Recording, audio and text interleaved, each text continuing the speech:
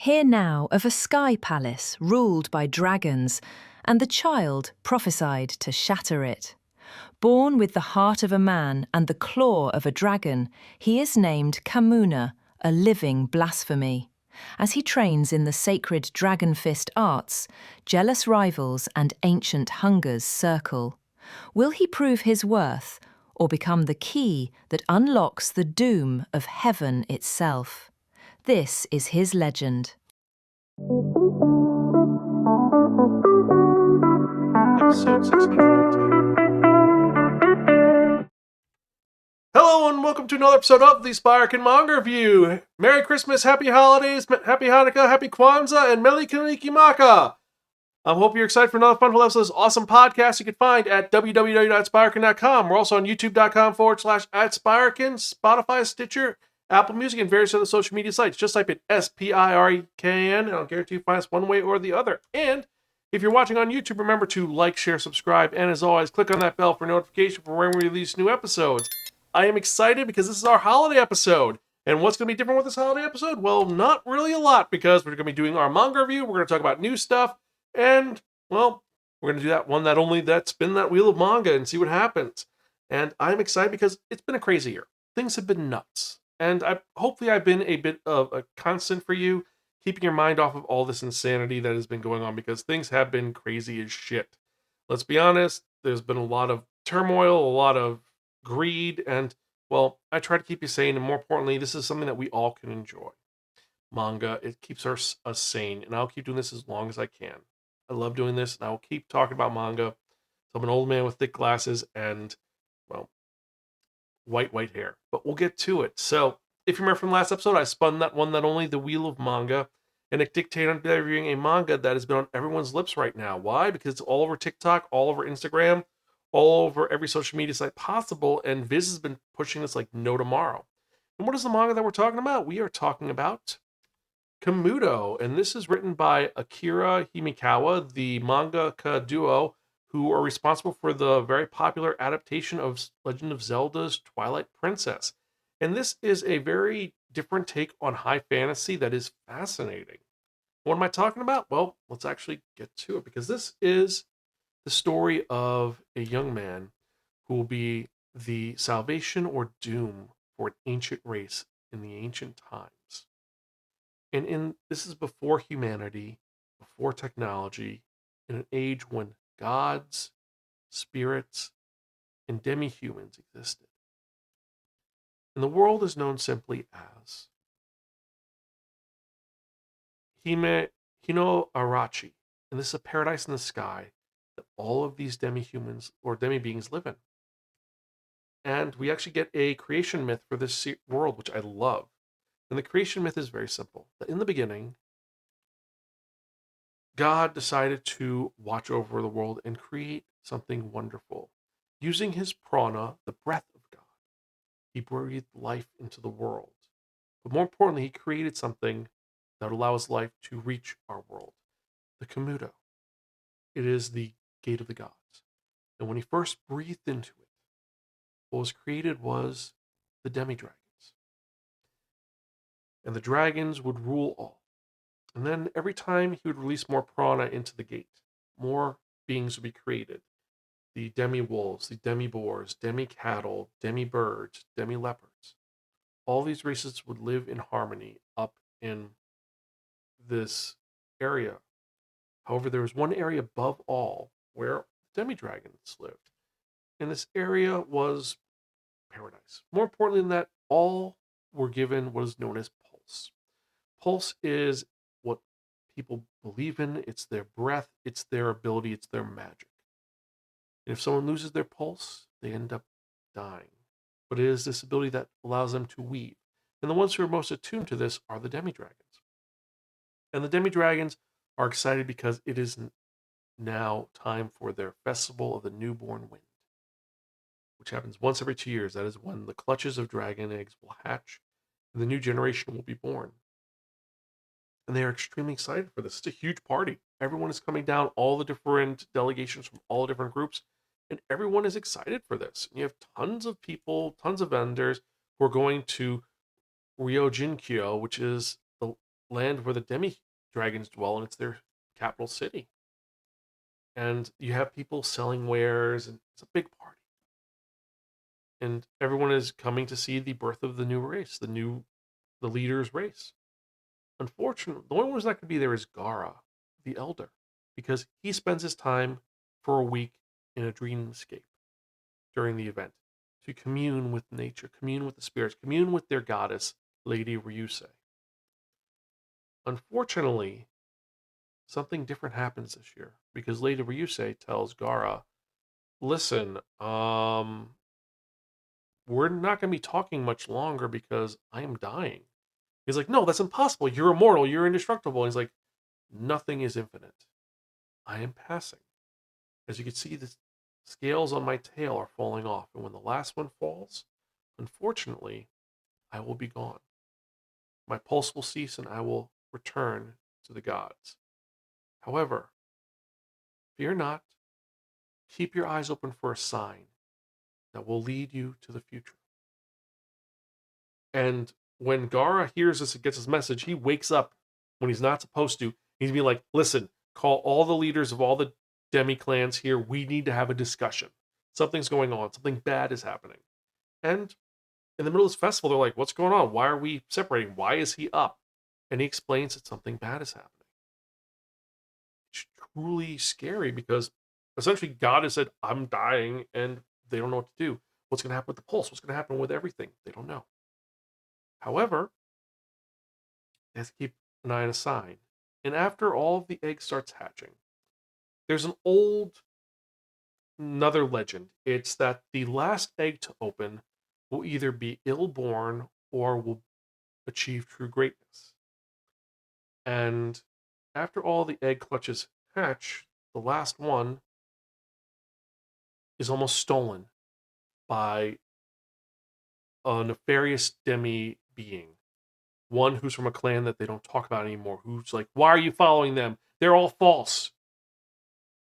Things happen, and the egg is saved by one of the wandering demi-wolves. And as this happens, the egg opens. And what comes out isn't your usual demi-dragon. Instead, what cracks from the egg has smooth skin, a very small tail, fur on the top of its head, and one claw. This being is really, really horrifying. Because think about it, you're expecting a demi-dragon, and you see this pale-skinned, thin-faced, no snout creature that looks like an abomination. And immediately they're like, this is ill-born, we need to kill this.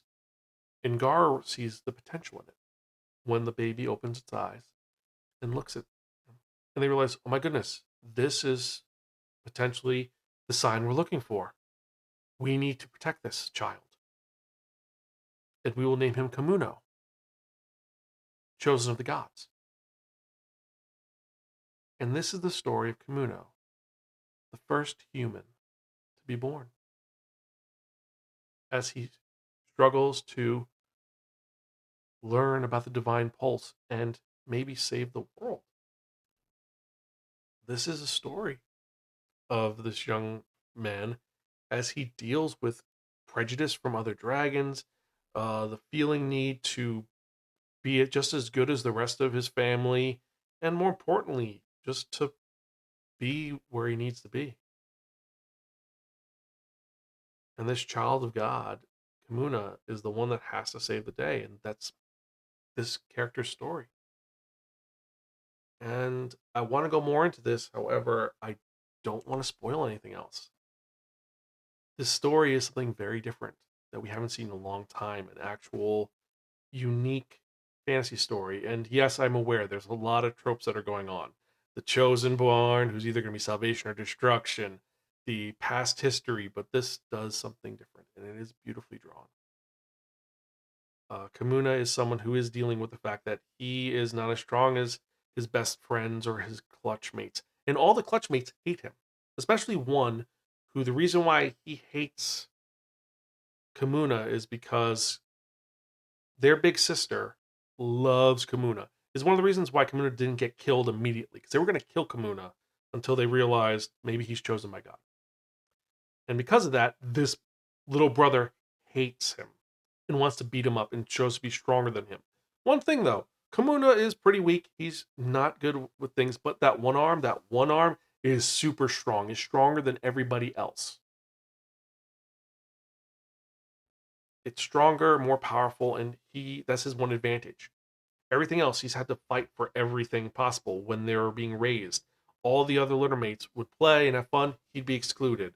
He's the runt of the litter. And this is about the runt becoming the best that they can be. And yeah, it is exceptional. It is a very engaging and rapturing story. Now, is it the best thing I've read in a while? It's pretty close. There's some issues I have, but nothing crazy. And, well, I want to go more into it, but I'm not going to spoil anything else because this is such a good story.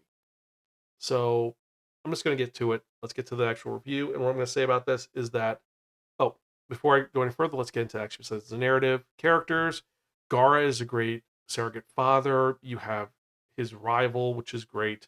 And Kamuna, we're seeing what's going on. It takes a while for him to introduce. It's about 2 chapters before he even shows up. But from then on, it's his story. And the art is beautiful. It is diverse and a little graphic, but I love how the characters are designed. You could tell Kamuna is Kamuna, even though Kamuna does look very feminine. That's one thing I'm like, he looks kind of feminine, but hey, who knows?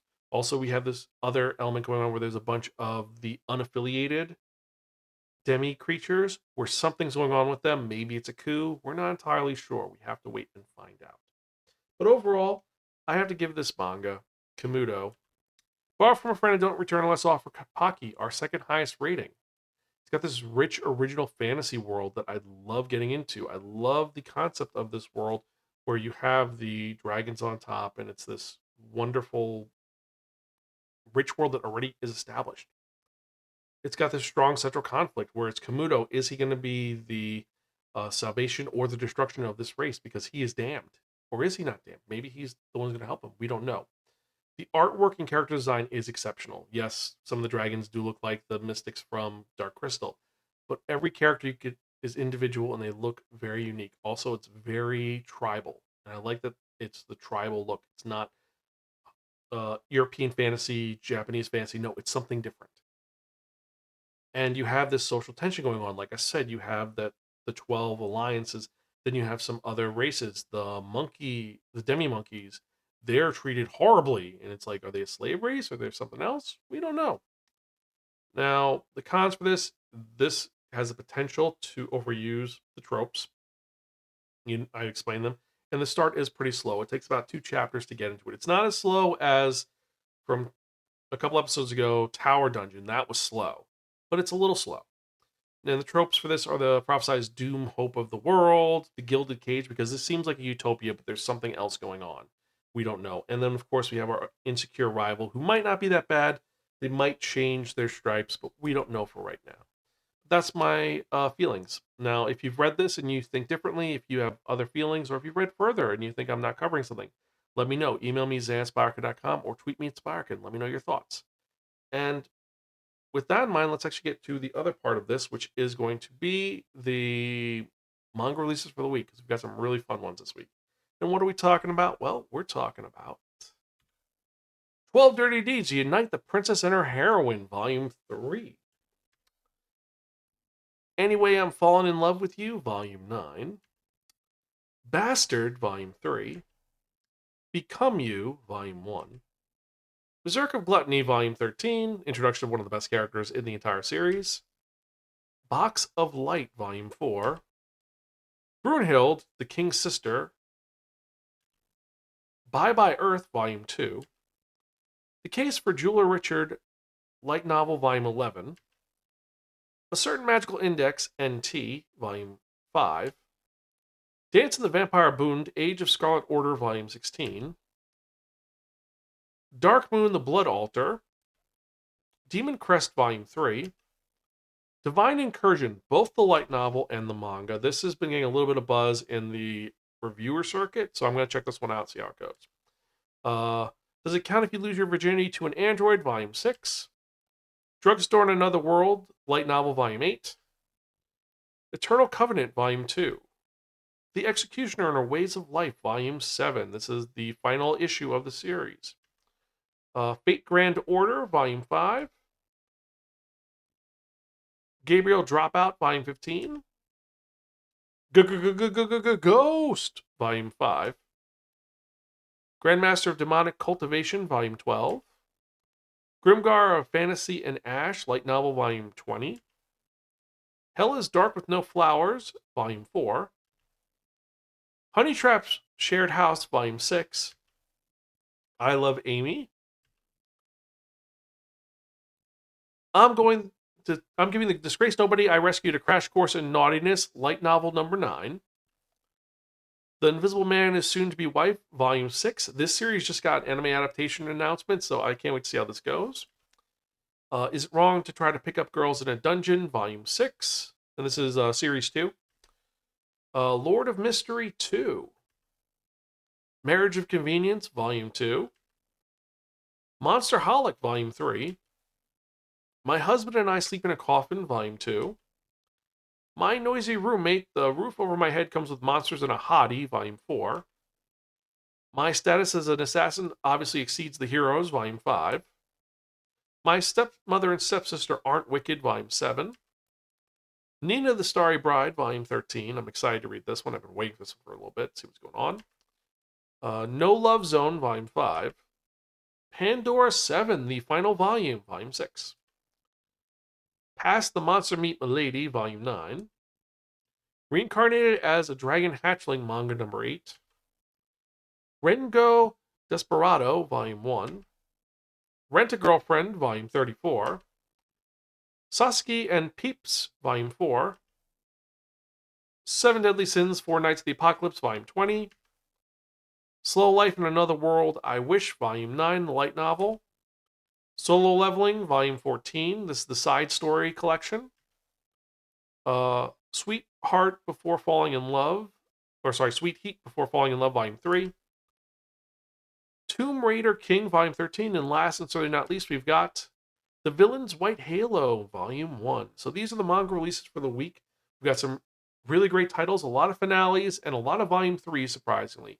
Now, for me personally, my top 5 for the week are going to be, well, Become You, Volume 1. This is a new music manga that looks very endearing, and also it looks like they definitely researched their music notes. You have Divine Incursion, which, as I said, is something which everyone is talking about right now, so I gotta investigate, see what's going on. Grimgar of Fantasy and Ash. I've been a proponent of this series since years ago. I can't believe it's still going on. I'm still surprised the main character isn't dead. So we're going to see where this goes. Lord of Mysteries, Volume 2. A friend of mine has been talking about, so I'm going to definitely pick this one up. In Rango Desperado, it is sci-fi samurai. And you know me, I'm a fan of samurais and sci-fi. So gotta check this out. But these are my releases and the ones I'm most excited about for this week. Let me know your thoughts. But yeah, these are the mangas that we're talking about this week. And anyway, I hope you're enjoying this episode. As usual, I want to thank each and every one of you for every email I get, every comment, every new post, every new suggestion. It gives me more motivation to keep doing this podcast, and I love doing this. I want to keep doing this for a long time, so thank you so much. Also, in other news, I've just finished Fourth Wing, so I'm currently reading that. If you haven't looked on the official youtube.com site, youtube.com/Spiraken, or if you looked on Blue Skies, I put a poll up for what I should review next for my Z title. I've got a couple of titles up on there. If you have another recommendation, I'd appreciate it, because right now I've got The Book Thief up there. I've got Tomorrow by Zevin and a couple of others. But if you know a title with the author's last name starts with a Z, let me know. I'm kind of looking for some new things to see if I can add to my hat, so to speak. But anyway, regardless, I hope you're enjoying this episode. I hope you're having fun. And I hope that you're going to do something fun for the holidays. For me, I am having dinner here with my in-laws, so it should be kind of fun. You know, doing my thing. Greta's parents are going to come. We're going to have a good time, do some relaxing things, and I'm going to read more manga and watch more TV because I love doing this. And honestly, I've got a couple things under the tree which I'm really excited about, including a hardcover that, well, let's be honest, I'm going to be nerd about. But hey, I'm a manga nerd, and when I saw this, like, I have to get this, but I'm not going to read it now. I'm going to wait until Christmas. And then Christmas, I'm going to be like, Okay, all of you people do whatever you want. I'm reading this book and leave me the hell alone. But I digress. So anyway, what else is going on? There's that going on. Officially, we have a possibility for our first choice for the movie review of the new movie reviews. Apparently, people want me to do either a comedy or a horror movie. I'm not going to get credit to be able to do a horror movie, so maybe comedy. If there's one you think I should do or action, let me know. Email me at zanspiraken.com. So with that in mind, let's actually get to the part that you have all been waiting for, the most popular part of this podcast. And what are we talking about? We are talking about that one, that only, the Wheel of Manga!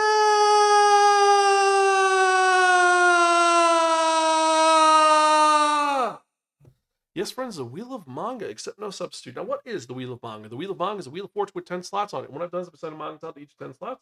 So we're going to spin the wheel. Whatever number it lands on, that's the manga I'm going to review in the next episode of the Spiraken Manga Review, episode 611. More importantly, I believe that is the last manga review I'm going to be doing for the year, if my math is correct. Let me just check my calendar app really quick. Yeah, it's the last manga review for the year. So 611. Unless you want me to do some more, I might do some hidden ones as well. But anyway, so let's spin and see what we're going to review the next episode, shall we?